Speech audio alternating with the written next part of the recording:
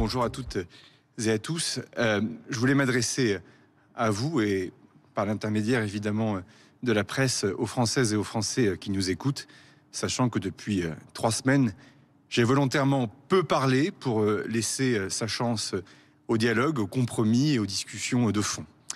Sur ce même perron, il y a 3 semaines, j'ai indiqué qu'il y avait un décalage important entre la situation internationale et la situation nationale, un décalage important parfois entre la vie politique française et la vie de nos compatriotes. Et donc pendant 3 semaines, en recevant syndicats salariés, syndicats patronaux, formations politiques du socle commun, ceux qui soutiennent l'action du gouvernement que je vais former, des oppositions, mais aussi des différentes filières professionnelles, acteurs engagés du pays, forces vives, élus locaux, j'ai commencé à tracer des chemins qui vont nous permettre de trouver des compromis à l'Assemblée nationale, et notamment, j'y reviendrai, lors de ma déclaration de politique générale.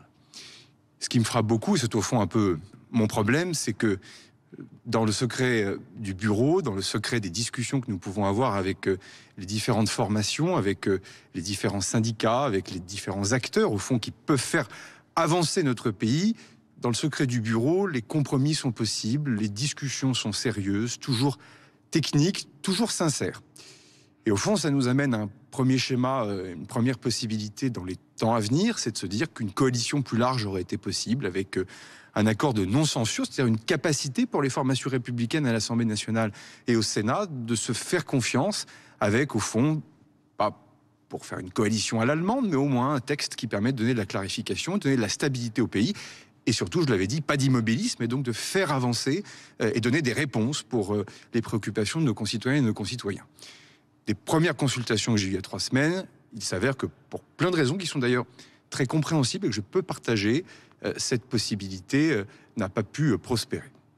Et donc au fond, le sujet maintenant, c'est comment chacun fait un pas, un geste, mais plus qu'un geste, sans se renier dans ses propres convictions, pour faire avancer le pays. Et donc au fond, sur les thèmes que nous connaissons, cela ne peut pas être aussi binaire que pour la réforme des retraites, dite la réforme Borne, ou contre la réforme des retraites, mais comment on l'améliore. Et c'est ce que je proposerai d'ailleurs aujourd'hui, c'est une amélioration de notre régime de retraite, notamment sur les questions de pénibilité pour les femmes. C'est pas uniquement la taxe Zuckman ou rien, c'est évidemment la capacité à se dire pourquoi, comment fonctionne la fiscalité pour les 0,1% de nos compatriotes les plus riches. Et donc ça pose la question au fond de ce qu'on dit la justice fiscale, c'est-à-dire comment l'effort, évidemment, est réparti. C'est pas la question est-ce qu'on est pour ou contre le pouvoir d'achat. On peut pas être contre donner plus de pouvoir d'achat, évidemment, à celles et ceux qui travaillent. C'est au fond quel est le meilleur vecteur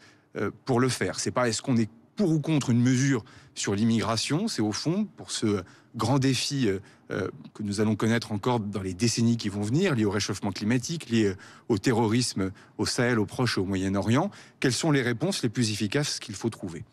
Et au fond, ce caractère binaire est au fond ce qui peut nous empêcher d'avancer. Et c'est pour cela que, après en avoir discuté avec un certain nombre d'acteurs de la vie politique et parlementaire, je pense qu'il nous faut, comme je l'ai dit aussi sur ce perron, engager quelques ruptures.